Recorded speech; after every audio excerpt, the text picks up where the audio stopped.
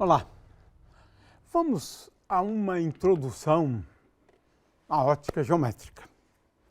Esse é um outro tema que pode ser estudado a partir de formalismos matemáticos muito difíceis, muito complexos do ponto de vista matemático. É isso que nós vamos chamar a atenção aqui, mas para que o aluno entenda a riqueza das formulações da ótica geométrica. Temos muitas formulações da ótica geométrica, depende do grau de sofisticação que a gente quer, né? Muito bem. A ótica geométrica, e aliás vamos também falar rapidamente sobre a questão de sistemas ópticos, produção de imagens, né? Porque existe uma formulação da ótica geométrica, que é a aproximação iconal, que ela é essencial no estudo da previsão, né, de imagens, estudar imagens associadas a um objeto em frente a um sistema ou diante de um sistema óptico, né? Muito bem. O primeiro conceito da ótica geométrica já é um conceito um pouco complicado de entender, né?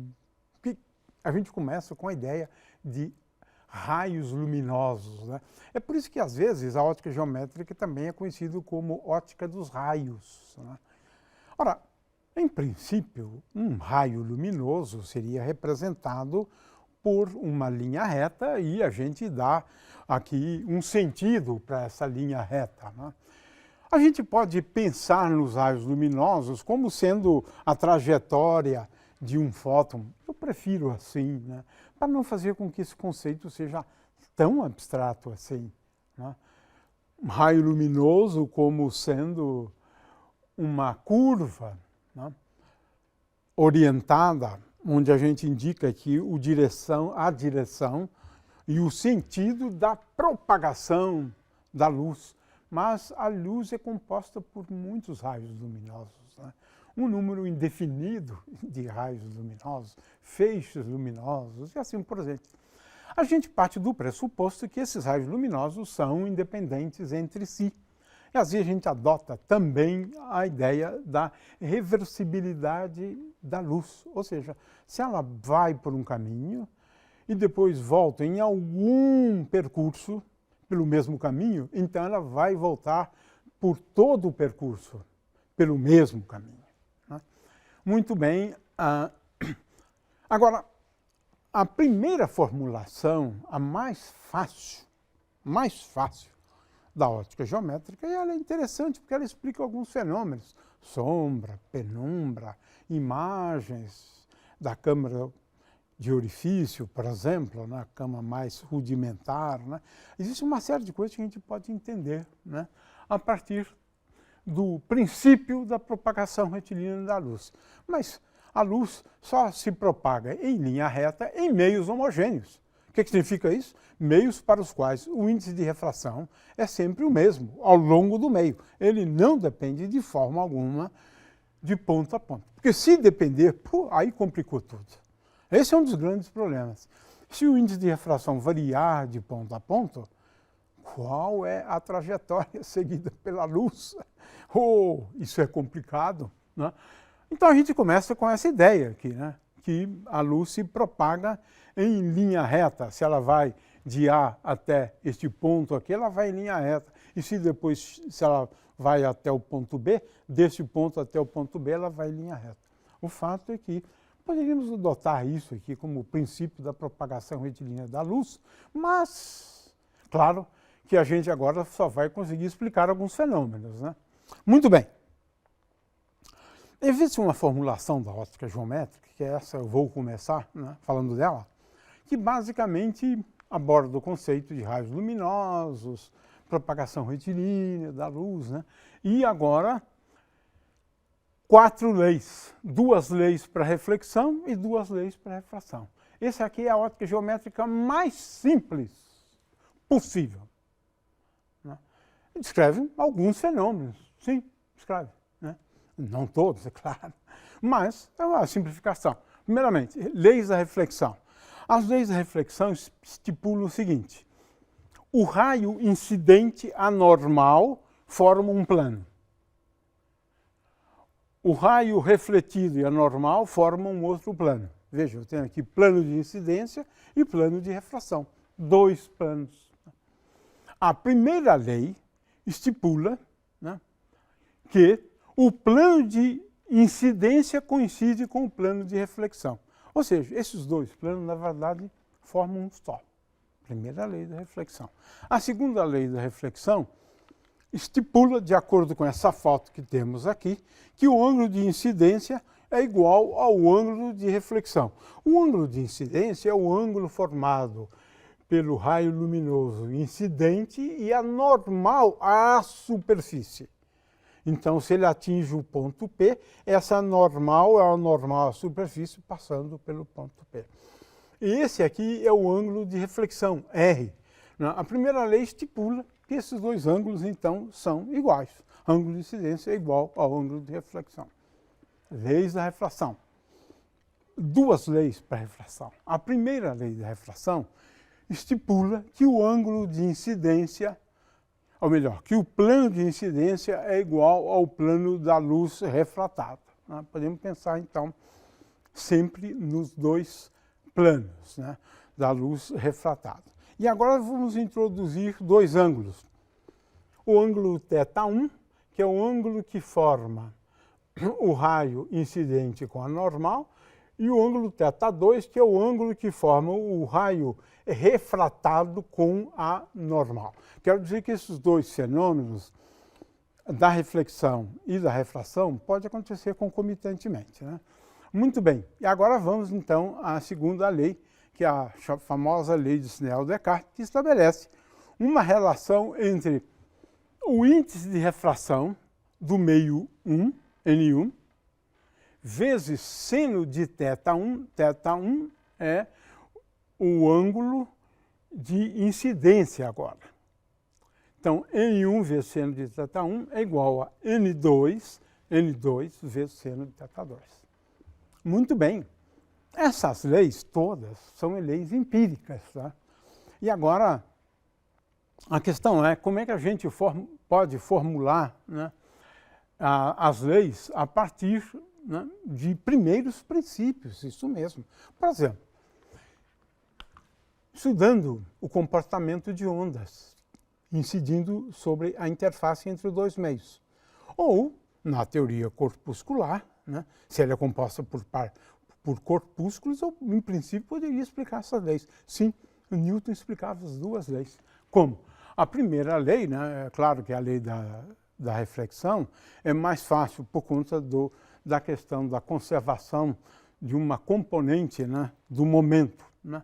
E a mesma coisa valendo, né, para as leis, né, da refração, porque aqui você admite que a componente, né, a componente transversal, né, da velocidade, ela é a mesma. E a partir disso você consegue deduzir a partir da teoria corpuscular da luz. Então veja, aquelas leis empíricas podem ser deduzidas quando a gente propõe uma teoria corpuscular da luz, né?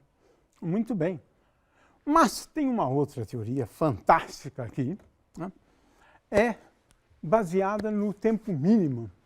Olha só, eu posso mostrar, né, e demonstrar que as leis, tanto da reflexão e da refração, decorrem de um princípio e, pasmem, se aplica sempre. Índice de refração constante, não importa. Esse princípio é conhecido como princípio de Fermat. De acordo com o princípio de Fermat, é fantástico esse princípio. A luz se propaga de um ponto A até um ponto B de tal maneira a despender o tempo mínimo possível. A luz tem pressa. Ela quer economizar tempo. Consequentemente, ela vai de A até B no menor tempo possível. É um princípio conhecido como princípio de Fermat. E é curioso, porque nem sempre a gente se dá conta da riqueza desse princípio, porque agora eu posso tratar casos nos quais o índice de refração varia de ponto a ponto, coisa que eu não podia antes. É claro que eu posso reproduzir aquelas leis, né? Mas o fato é que aqui eu tenho uma formulação absolutamente rica e que me permite prever o caminho perseguido pela luz quando o índice de refração é variável. E aí tem um problema de cálculo variacional, uma coisa complicada nessa teoria. Mas é isso. A luz despende o menor tempo possível ao percorrer um caminho que interliga dois pontos. E essa é a base, né? O fato é que a gente deve definir aqui o que a gente chama de um comprimento óptico, que é o índice de refração vezes o elemento de comprimento, e agora tentar, né, minimizar esse comprimento óptico, porque o intervalo de tempo é igual a 1 sobre a velocidade da luz dividido pela soma dos comprimentos ópticos, né? O princípio de Huygens também nos permite determinar aquelas 4 leis, 2 leis da reflexão e 2 leis da refração, de uma maneira relativamente simples. Mas ele vai mais além, né? Mas o que o Huygens pensava é em ondas, né? E pensava em frentes de ondas, né? Frentes de ondas são superfícies, como essas aqui, planas, por exemplo, né? Planas, né? E essas superfícies se propagam com uma velocidade igual à velocidade da luz, né? Ou da velocidade da onda. Essas superfícies planas podem ser, por exemplo, superfícies esféricas, né? E aí ele imaginou o seguinte, é a base do princípio de Huygens. Cada ponto numa frente de onda, por exemplo, esse ponto aqui, este ponto aqui, este ponto aqui, se comporta como fontes de ondas secundárias, de forma que este ponto aqui dá origem a fontes secundárias em amarelo ou abóbora, que são fontes secundárias geradas por esse ponto, por esse ponto, por esse ponto. De forma que esse é o princípio, né? A frente de ondas no instante posterior é a envoltória dessas ondas secundárias. A envoltória dessas ondas secundárias em abóbora aqui é essa superfície vermelha aqui. É claro que você pode aplicar isso também para esse caso de ondas planas e assim por diante. Não vamos a esses detalhes agora, como deduzir as leis, mas o princípio de Huygens ele ajuda a entender a difração, por exemplo, né? De forma que ele é bastante útil e nos permite entender as leis da reflexão e as leis da refração. Existe uma outra ótica geométrica conhecida como aproximação iconal e que é a formulação mais sofisticada possível da ótica geométrica. Nela, você faz uso da teoria eletromagnética, faz algumas aproximações e a base dessa teoria é uma expressão para as frentes de onda. Sim, você tem uma teoria que prevê as frentes de onda como função do índice de refração. Essa é muito complicada. Mas essa é a base de aplicações muito sofisticadas da ótica. O fato é que um raio luminoso ele pode sim se curvar, né, quando o índice de refração é diferente, dando origem aí a vários fenômenos, como por exemplo as miragens, né? Muito bem. A propagação retilínea ela pode ser entendida a partir de todas aquelas formulações anteriores, né? Quando o índice de refração é um índice de refração homogêneo, né? Muito bem, aqui eu tenho uma demonstração das leis da reflexão e refração, mas eu não vou realmente chamar muita atenção para isso. O fato é que se eu tenho um meio não homogêneo, eu preciso fazer uso ou do princípio de Fermat, né?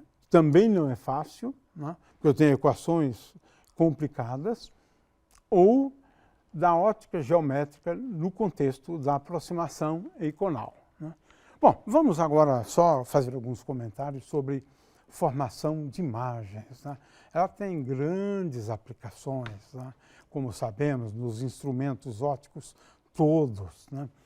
Ora, aqui temos alguns sistemas que chamamos de sistemas ópticos. O que é um sistema óptico? É um conjunto de elementos como espelhos, lentes, né? Aqui eu tenho, por exemplo, uma máquina fotográfica. Eu posso pensar também numa lente, né? O fato é que numa máquina fotográfica nós fazemos uso de vários dispositivos. Veja, lâminas de faces paralelas, prismas, né? Vários elementos. O problema da teoria é o seguinte, de um sistema óptico. Eu tenho aqui um objeto. Na verdade, a gente nunca aborda um objeto macroscópico. A gente considera um ponto. Analisando cada ponto, eu agora posso recompor a imagem do objeto como um todo. Mas a gente sempre começa com um ponto. Um ponto, que vamos chamar de um ponto objeto, né? E agora esse sistema óptico vai conjugar a este ponto aqui um ponto imagem. É isso. Lá no final você tem um ponto imagem associado a esse ponto objeto. Então, esse é o papel do sistema óptico, né? Agora, a gente classifica as imagens em duas categorias. As imagens reais e as imagens virtuais. As imagens reais, elas são assim designadas porque elas são formadas pelos encontros de raios luminosos. Sim, de raios luminosos. Reais, os raios luminosos se encontram. Mas também podemos ter imagens virtuais. O que significa isso? É o prolongamento dos raios luminosos é que se encontra num determinado ponto. Porque às vezes o sistema faz com que os raios luminosos venham a sair em direções diferentes, divergindo, portanto.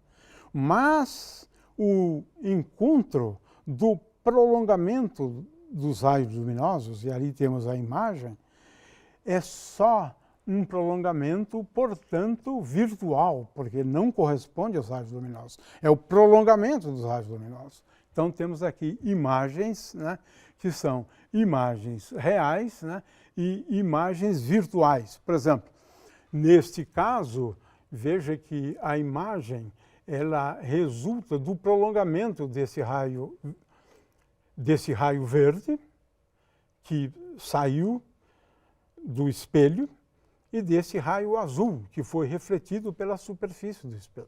Então, essa imagem aqui é uma imagem virtual, e essa imagem aqui, como ela é obtida a partir dos próprios raios luminosos, no caso esse azul e esse verde, né? Então, essa é uma imagem real, e essa primeira, uma imagem virtual. E agora vamos falar rapidamente sobre alguns desses elementos, né, de um sistema, né? O mais simples de todos, né, são os espelhos planos, né? A gente sabe, a gente olha para um espelho, né, e a gente tem acesso visual a objetos, né, localizados no seu campo visual, né? Muito bem, um espelho plano, a função dele é refletir a luz, né? De forma que, se você estiver num determinado ponto, o que você vai ver é uma imagem virtual, porque é o prolongamento desses raios luminosos que foram refletidos. E também, por considerações de geometria bem simples, utilizando as leis da reflexão, você vai concluir que a distância do ponto imagem até o espelho e a distância do objeto até o espelho é a mesma. A distância, portanto, da imagem ao espelho é a mesma, né, que o objeto. Ora, a gente pode ter uma associação de espelhos planos, né, produzindo como resultado figuras como essas aqui. Então a gente pode utilizar tanto um espelho quanto uma associação de espelhos. Depende daquilo que você efetivamente está querendo. Nós temos agora espelhos curvos em geral, né? Sendo que os espelhos esféricos são aqueles que a gente lida melhor no dia a dia, né? Mas os espelhos esféricos se dividem em duas categorias: os espelhos convexos, né? Onde a luz é refletida na superfície externa do espelho, né? Ou os espelhos côncavos, onde a luz é refletida na superfície interna do espelho, né? Então temos aqui dois tipos de espelhos. Aqui tem uma única coisa que a gente gostaria até de cobrar um pouco dos estudantes, né? Sabendo-se a posição do objeto, eu quero determinar a posição da imagem ou vice-versa. Aqui a gente introduz o conceito de foco. Foco é um ponto tal que, se a luz incidir paralelamente a esse eixo que passa pelo centro de curvatura do espelho e do vértice do espelho, se ela incidir paralelamente, toda a luz vai passar por esse ponto, que é o foco, e o foco está a uma distância de r/2 do vértice, né? Agora, esse foco pode assumir valores negativos, esse 1/f, se ele estiver à direita, né? Ou se ele estiver à esquerda. Ou seja, a gente usa aqui o que nós chamamos, né, de um referencial de Gauss. O eixo y, a origem está no vértice, o eixo x passa pelo foco e pelo centro de curvatura, e agora a gente pode atribuir coordenadas. A coordenada para o objeto, colocamos aqui com a letra P, a imagem P' e o foco F. A gente sabe também que a relação entre o tamanho da imagem e o tamanho do objeto é dado por P' sobre P. A gente não deduz isso, mas isso está na apostila, então podem verificar. É uma forma bastante útil da gente prever, no caso de espelhos, que as expressões são simples, né? No caso de espelhos, dada a posição do objeto onde se encontra a imagem, conhecido, claro, o raio de curvatura do espelho, e também o aumento linear transversal, né? Prismas também são muito úteis, né? A gente pode fazer com que a luz venha a se desviar, né, numa determinada direção e depois sair numa outra direção. A gente vai depois falar sobre uma propriedade dos prismas, que é essa de decompor a luz, né? E pode ser útil também, né? Lâminas de faces paralelas também. Veja que numa lâmina de face paralela, o que você tem, uma luz incidente, né? E aí aqui você sai uma luz emergente, né? E finalmente, como existe também a refração, além da reflexão, você tem um segundo raio luminoso. Então você tem várias aplicações das lâminas de faces paralelas. Finalmente, lentes ópticas, né? E as mais utilizadas são as lentes esféricas, né? As lentes são imersas num meio cujo índice de refração é N1. Usualmente a gente toma N1 igual a 1, ou do vácuo, ou do ar é muito próximo do vácuo. E N2 é o índice de refração do meio do qual a lente é feita, né? Muito bem, temos aqui 6 tipos de lentes: biconvexa, plano-convexa, plano-côncava, né? Bicôncava, e assim por diante. 6 tipos de lentes, mas as lentes realmente são bastante úteis como elementos, como nós já discutimos antes, né? Temos aqui então um pequeno vídeo para a gente entender então o papel de todos esses elementos. Neste vídeo usaremos um anteparo feito com uma chapa de ferro e uma fonte de luz com feixe de raios paralelos.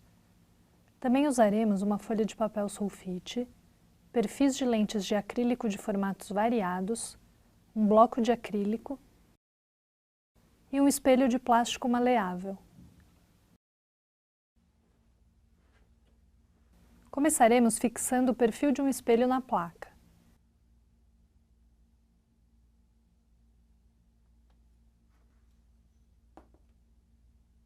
Assim, quando ligamos a fonte com apenas um raio de luz, podemos visualizar os raios incidindo e refletindo no espelho, para ângulos variados de incidência.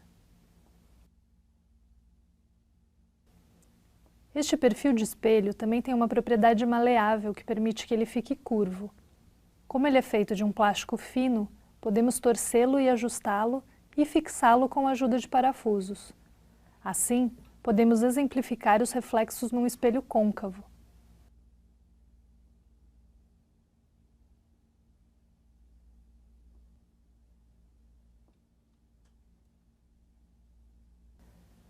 Ligamos um feixe de raios paralelos e podemos observar os raios refletidos no espelho côncavo que converge os raios de luz incidentes no foco deste espelho.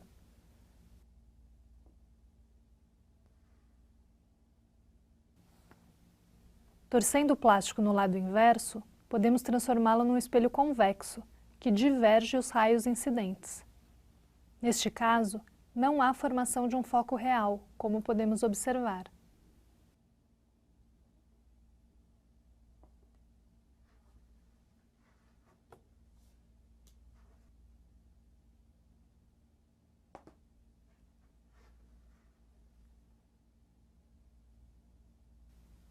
Além do fenômeno da reflexão, podemos visualizar a refração da luz quando um raio atravessa um bloco de acrílico. Conforme inclinamos o bloco, podemos observar a mudança de direção do raio refratado, que penetra no bloco com relação ao raio incidente. Dependendo do ângulo de incidência do raio de luz dentro do bloco, pode-se inclusive visualizar o fenômeno da reflexão total. Neste ângulo, chamado de ângulo limite, a luz fica aprisionada dentro do meio, por conta de um princípio que também é usado em cabos de fibras óticas para a transmissão de luz.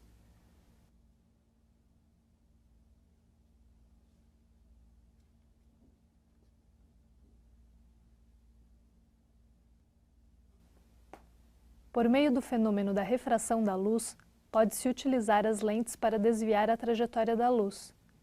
Para demonstrar, usaremos perfis de lentes feitas em acrílico. O primeiro perfil é uma lente bicôncava, que forma uma lente divergente.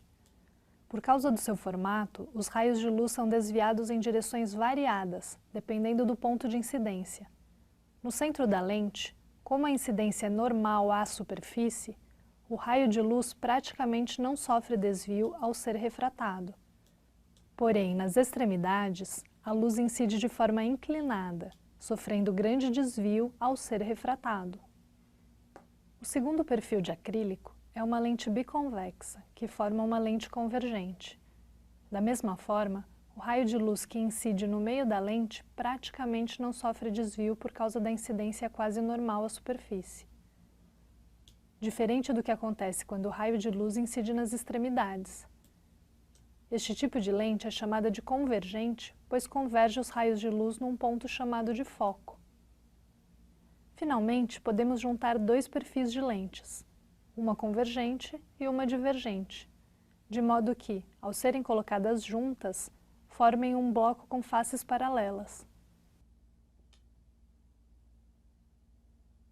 Por meio de um feixe de raios paralelos, podemos ver que a luz não sofre desvio quando incide um bloco. Porém, quando retiramos a lente divergente, os raios convergem.